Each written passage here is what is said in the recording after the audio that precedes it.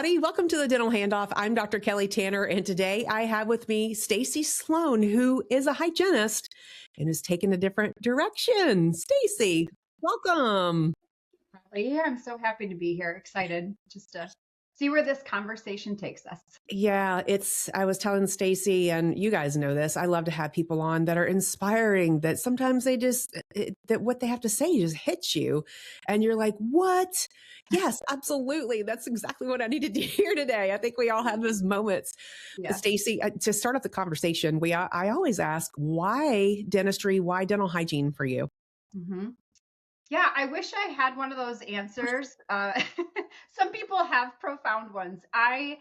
Growing up, I had a really cool dentist and a really nice hygienist that opened the door for me, started talking about, careers. And I was in the dental chair and she said, have you thought about hygiene? So I feel like from that moment on, I really had no idea what I was going to do with my career. And I started down that journey and look where it took me, right?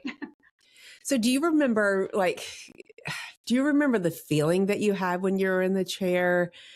Because a lot of people will talk about, and me included, when I went to go see, when I would be the patient in the chair, I would see my dentist, or I was like shadowing to see if it's what I wanted to do, or working in the office doing something else. There was a certain feeling that watching my hygienist kind of brought out in me. Can you does that resonate with you at all? Yeah, I think it does. I think in those moments, it was more about relationships, right? I had seen this hygienist for my whole life until I think graduated high school. So, being an adolescent, I wasn't really working on building relationships necessarily, but the energy and, just the conversations that she poured into me, while I went and saw her every 6 months. So I think that's maybe why it was so profound. And if I fast forward now, that's what I love to do now, right? Is developing those relationships. And especially with patients, I was excited to do that. But even in what I'm doing now, the opportunity to meet and network and really come alongside, people and leaders and develop those relationships. So probably what got my attention back then.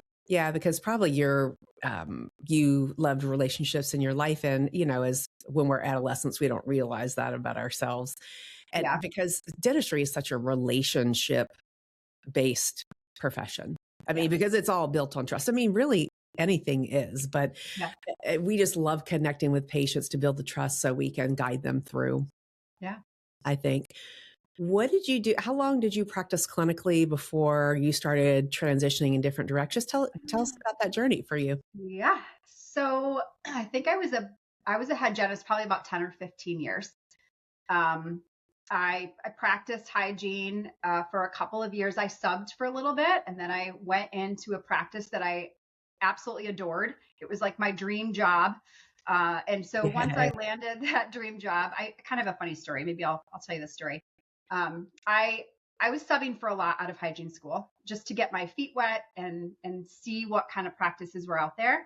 And in that journey, it wasn't great. I had, some offices that the culture wasn't great, or, fill in the blanks.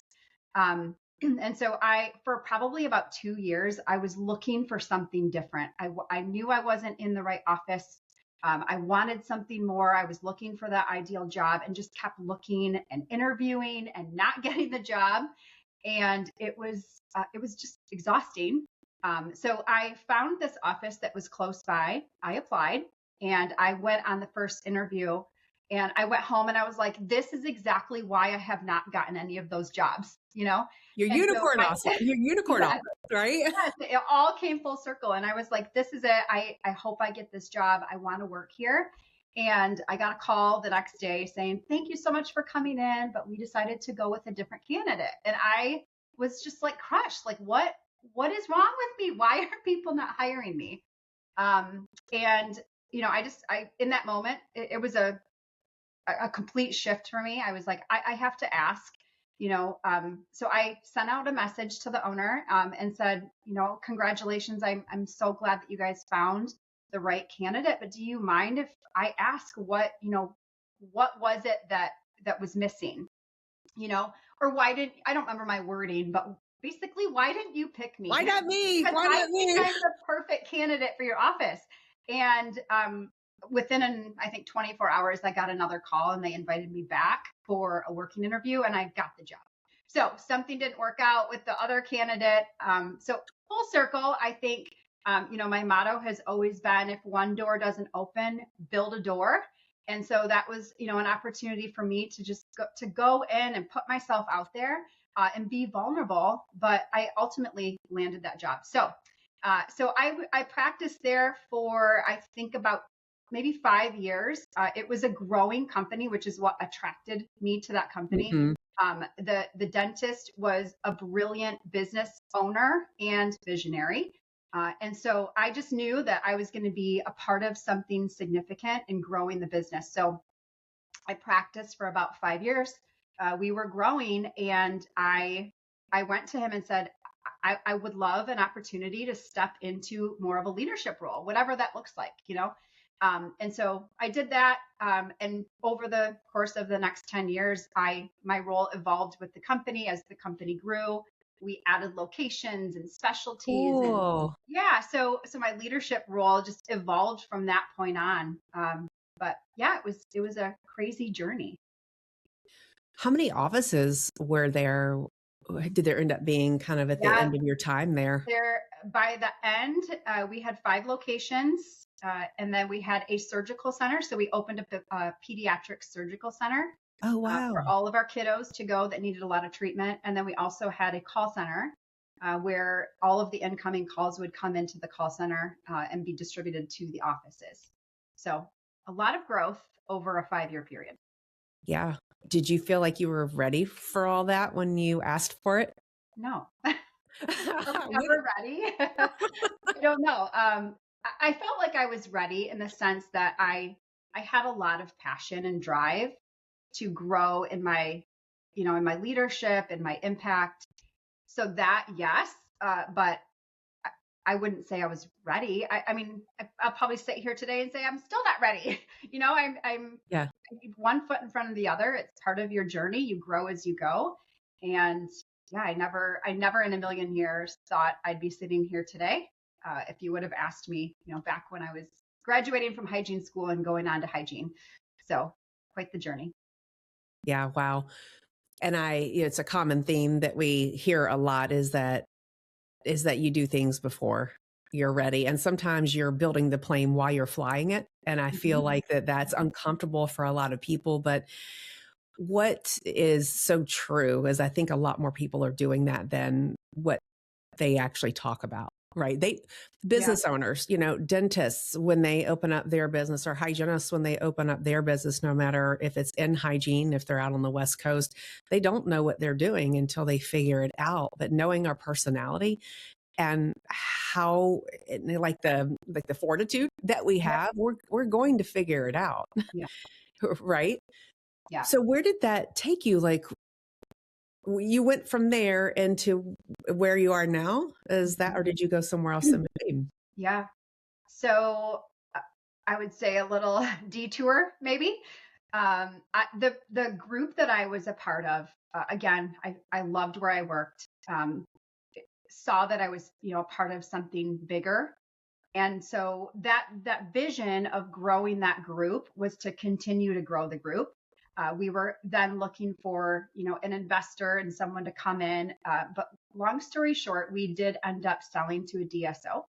And so that journey, from being on that leadership team into that DSO space, I was in an operations role at the time when we merged with the DSO. And then I was also confronted at some point to start a hygiene department. So I started a hygiene department within a DSO, which, again, if you would have asked me, would I ever do that, as part of my journey, I probably would have said no. So yeah, I think, those leadership opportunities just ebbed and flowed. And I just kept, opening doors for, what was next. And I didn't necessarily know all the time where that was going, but I just trusted that journey.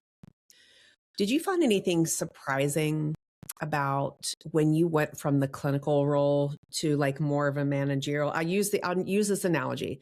When we're a student, we always think that our instructors are just sitting there drinking coffee, right, at their in their offices, and we're going, why aren't they grading my paper? What are they even doing? Yeah. And that lens changes based on your role from student to faculty, because then when you become a faculty, you're like, oh my gosh, I always thought my faculty were doing this, when in reality, it looked like this. Mm-hmm. When you look back at your clinical role versus where you evolved into, what did you see differently when you went into that? I'll call it a managerial role. Yeah. I always use the analogy of a hat, right? I mean, I think you're wearing a completely different hat when you are in a leadership role. You're looking through a different lens. I felt like I had looked through that lens slightly when I was in hygiene, just because I was doing leadership stuff, right? I didn't have the role, I didn't have a title, but I was doing some of the things to help lead teams. Yeah. But when you do have a role behind your name and a lot more responsibility, I think that is so. To your point, I know that there are people that would look to me like, oh, well, why, what are you doing? Or but there is a lot of things behind closed doors, right? A lot of hours are worked. And it's a different hat that you're looking through. You're looking out for the best interest of your people and your company.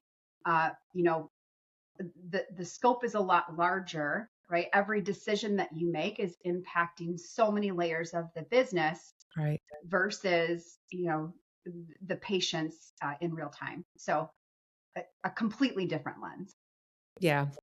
When I stepped into a role similar to yours initially, I thought, wow, I wish someone would have told me about all the ways I could have been more efficient when I was a hygienist, knowing what I know now, because you only watch yourself usually. Yeah. You only know your workflow. But when you're watching other people's workflow and you're helping them alongside of them, you can see yourself in them, and you can be like, okay, they can tighten it up there. Like, for instance, if they drop the gauze, where's the gauze located next to them? Is every room stocked the same? Those little bitty things that can become the big things at the end of the day, if it's adding on a lot more time that you have to get up, unglove. But being able to visualize and learn how different people operate was so eye-opening for me to then learn. I feel like I became a better clinician when I was still practicing hygiene, because I still practiced in some of the practices as well for various reasons. But did you find that too? Yeah. When you were just talking about that, it made me think about that transition of leading your operatory, right? And that lens that you have, and then going into a leadership role where you're leading people. And I think it's one of the most difficult things in a leadership role, because I didn't get training, right? And so as you're navigating, maybe a new role in leadership, a lot of times it comes with just figuring things out. And so I had a lot of moments in my leadership role where, issues come to you, problems come to you to solve. And a lot of times are involving people and emotions and all of those things. It's not an easy decision oftentimes. And I would also say in a dental office, you have a lot of friendships and cliques and, like a whole different element. Yep. And so, you're putting yourself out there. I looking back, I guess, at when I wanted to go into a leadership role, it kind of looked like this magical, great thing. I can't wait to be a leader and do all these things because I'm so driven to do that. Right. But you get there and you're like, this is awful. This is a lonely place. The friendships that you may develop within the office, or, there's such a shift when you go into that leadership role, because you're making decisions that are different. You're having to look at things different and make really hard decisions that affect people. Yeah. And having to have different conversations with people who you were besties with. Yeah. Because you didn't realize you were in your own clique. Yes. And now I'm in a clique of my own. That's fun. Yeah, and you didn't even realize it, and they feel like they can't talk to you, and how do you navigate yourself and your own identity and awareness and all of Mhm. that. Yeah. I feel like you there's the role that grows and what you're learning and how you do that, but then you grow as a person because you realize things about yourself that you had no idea were in 100%. there. All those blind spots, right? That you, yeah, didn't pay attention to. All of I also think on the side of communication, the difference of, yeah, maybe communicating one-on-one with your patient, that develops as you grow, right? As a hygienist, you become better at communicating.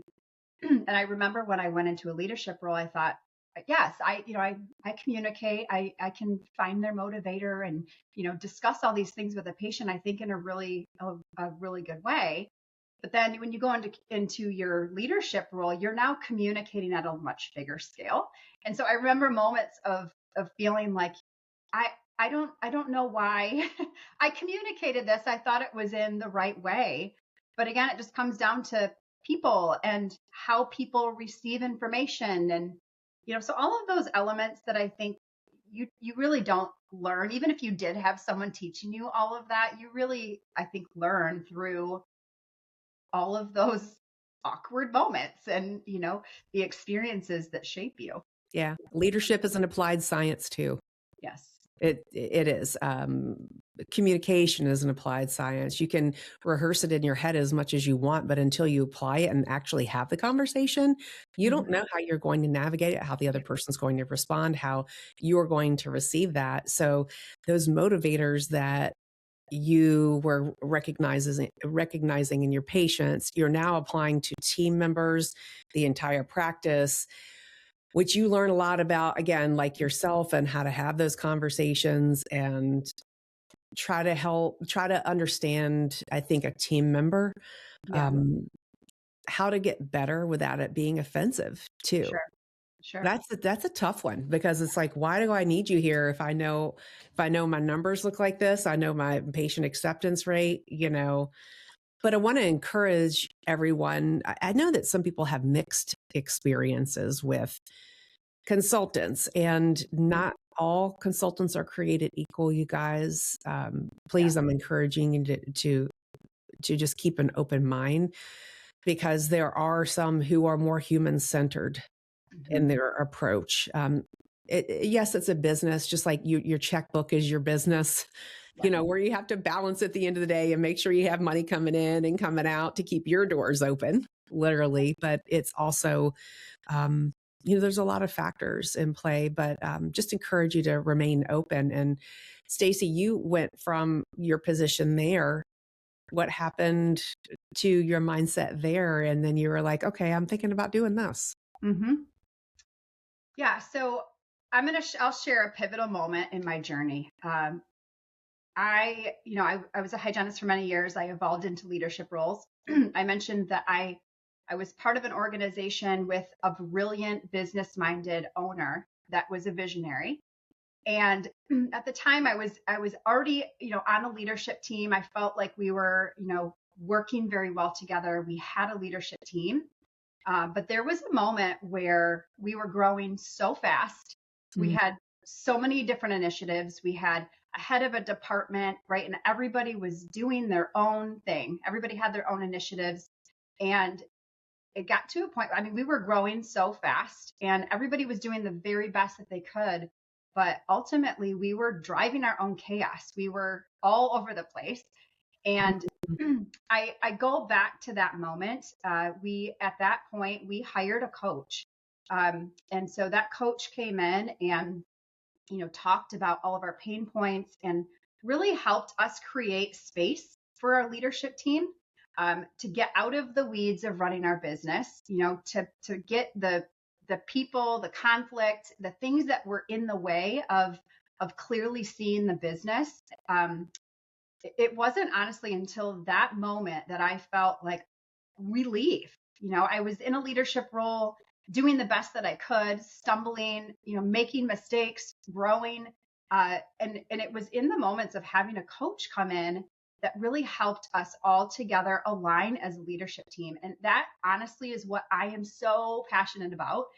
Because I think if you don't have alignment, you think about it from a hygiene standpoint or a leadership standpoint. If there's a lack of alignment at the top, that trickles down all the way down to your patient Yeah, experience. 100%. Every layer is affected by that. And so I have seen that happen in small practices, large practices, and even the DSO space. You have department leads that are running their departments, making big decisions, but ultimately it trickles down. So what I'm really passionate about is coaching and coming alongside dentists who are trying to carry everything. All decisions are coming through them. Yeah. And I really want to help them create a solid leadership team so they feel like they're supported, and help them get their team aligned so that not just the leadership team is aligned, but every single position, every team member, and every patient that walks through the door has the same experience. But it starts with, the leaders getting on the same page. And I love to create the space, being in a room, facilitating with a group of leaders is the best part of what I do, because I get to see them evolve as they go, right? Having those aha moments, and it's like they're fully equipped to do it. But I'm facilitating and creating the space for them to finally do it in an intentional way. So, because also, to your previous point, that being in that role is, you feel isolated. You feel like it's very lonely. And I can't imagine the dentist feeling their own pressure. I mean, we can, like, if we take ourselves out of it, we can only imagine, right? Unless you're that person, we all have our different pressures, but having to solely make those decisions, lead the culture, know the books, know the supply, the demand, literally, of everything, set the procedure, know the procedure codes, know the billing, know this, know that, all the things, and making sure that you have the happy face on all the time and say things the right time, at the right time, timing is right. It sounds exhausting just listening to you say all of that. I know. I'm like, just want to take a nap. I just want to take a nap. So this is what it sounds like that lights you up, is that you are supporting the doctors with coming in to hold space for them, kind of like your consultant did for your leadership team, to say, 100%. Hey, let me help you. You're building it to what they need. And then you're supporting them in the places that they need. Is that right? Yeah. And I would also add, I think any business that's trying to scale, right? You can't scale it with one person holding all of those responsibilities. So not only am I coming alongside the dentist and supporting them, but I'm also supporting the leaders that are like on the sidelines saying, like, put me in, coach. I want to be, I want to be a part of this, and I want more responsibility. I see it all the time. They're asking to be put in and help, and they have the motivation, but may not have the tools in their toolbox to effectively lead the business. So I help bridge that gap and bring people into that space so they have the tools to do it, and they're being held accountable to actually follow through and implement it. Yeah. Is there a typical pain point that you could summarize that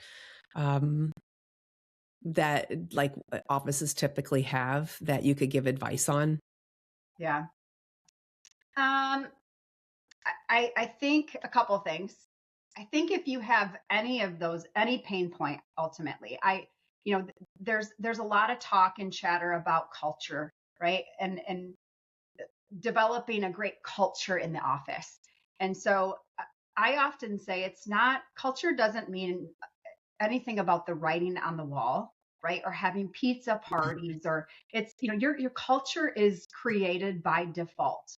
So if you're focusing on a culture issue, right? Or maybe a retention issue, you have team members leaving, it's hard to hire. Oftentimes it's a deeper issue. It's you have to do the hard work of getting, off site and putting in the time and the work to develop and cultivate the culture that you really want. And so oftentimes you hear the word culture, but it's almost like that you have to strip back the layers. There's more to that.